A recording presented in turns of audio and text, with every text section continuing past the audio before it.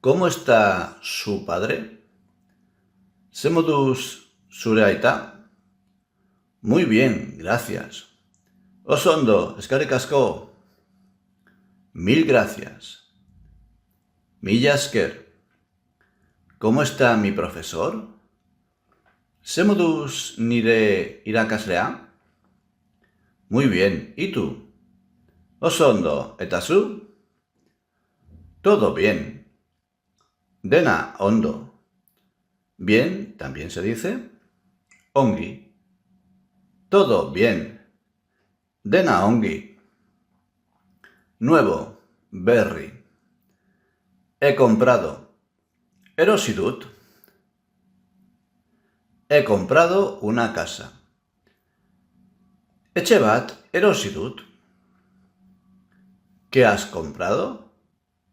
Zer erosi duzu? He comprado una casa nueva. Etxe berri bat erosi dut. He comprado una silla.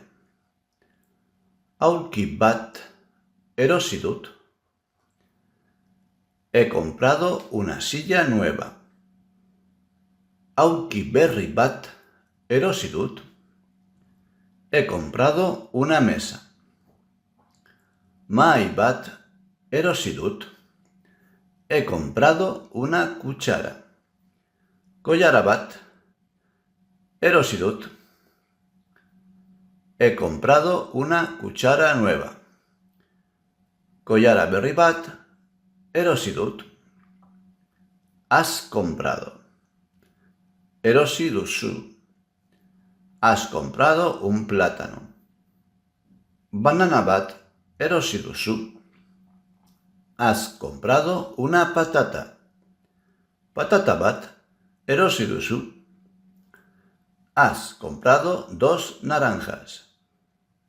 Bi laranja erosi dituzu. Has comprado 2 patatas.